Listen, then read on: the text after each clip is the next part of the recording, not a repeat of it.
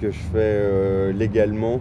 C'est du travail très épuré, qui dure des heures et qui est long et qui est chaleureux. Et ce que je fais dans la rue, c'est vraiment brut et sale. Et genre, je sais que ça plaît pas à beaucoup. Et si, ça nous plaît, nous. Ouais.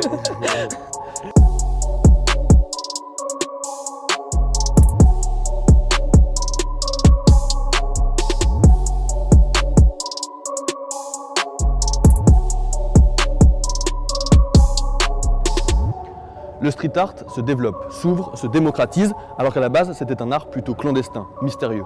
Aujourd'hui, il y a des organisations qui s'étoffent, des partenariats qui naissent, mais est-ce que cela n'irait pas un peu à l'encontre de l'essence même du street art? C'est parti.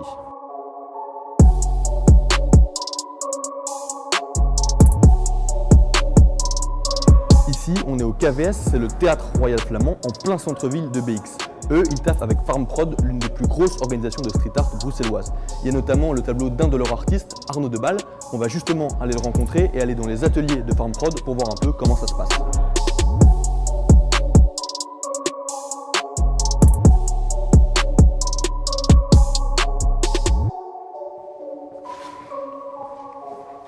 Hey, Salut. ça va bien? Toi c'est Arnaud, c'est ça? Ouais, c'est bien ça. Ok, t'es en train de travailler un peu sur... Je travaille sur le projet Bruegel, là, on en parlera, et il y a mon collègue Guillaume qui va arriver.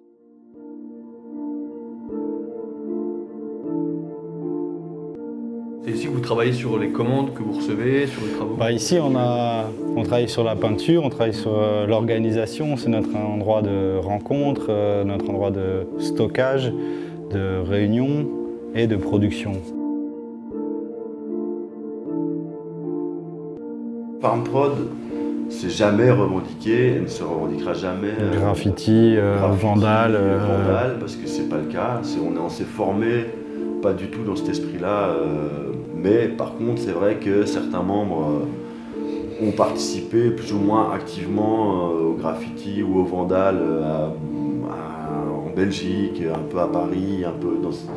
Et c'est deux mondes très différents pour nous, quoi. Le graffiti, le tag, c'est ce qui se passe dans la rue, et le street art, ce qu'on appelle street art, c'est des lieux qui sont en tout cas plus dédiés, quoi. Qui sont c'est dédié, autorisé. Dédiés, et qui maintenant, c'est un véritable business, quoi. Alors du coup, est-ce que tu peux me dire un peu où est-ce qu'on va là? Alors on va à Port-de-Halle, où on a la première fresque du parcours Bruegel qui s'est organisé. Et là, c'est Lazou, un Parisien qui peint depuis les années 90 en France et partout dans le monde. Et on va le rencontrer.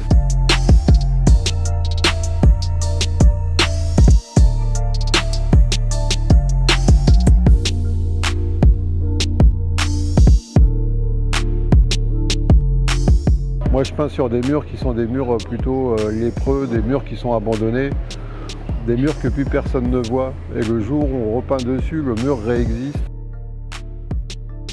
Il y a un côté maintenant, parce que ça a quasiment 50 ans, il y a une forme classique du graffiti où il y a, on peut appeler ça des codes, mais les codes c'est fait pour être cassé.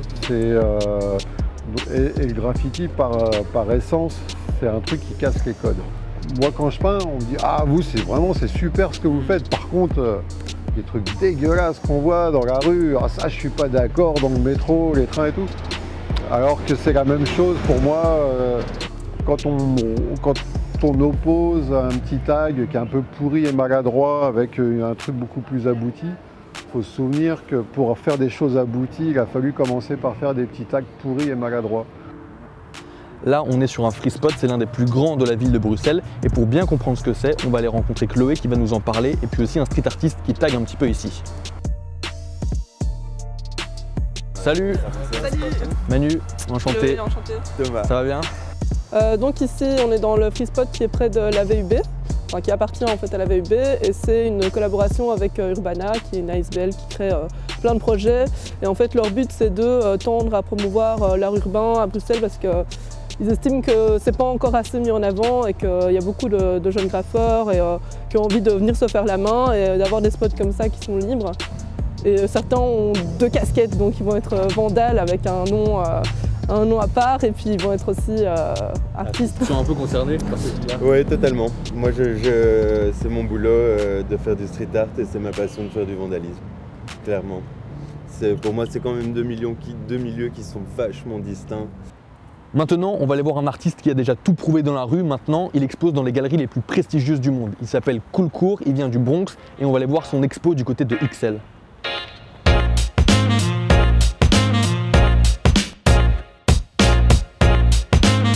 Le graphe, il a bien commencé au milieu des années 60. Moi, j'ai commencé le graphe en 76. Donc, il y avait bien une bonne dizaine d'années de création avant moi. J'ai commencé avec un bête marqueur dans mon cage escalier. Et après des années, tu développes un style. Mais au début, tu es qu'est-ce qu'on appelle un jouet, un toy. Et du street art en graffiti illégal, est-ce que toi t'en fais encore ou plus du tout maintenant? Non. Okay. Et tu regrettes pas du tout cette époque? C'est cette époque qui m'a construit. Si j'avais pas ça, si j'avais pas vécu ça, j'étais pas ici.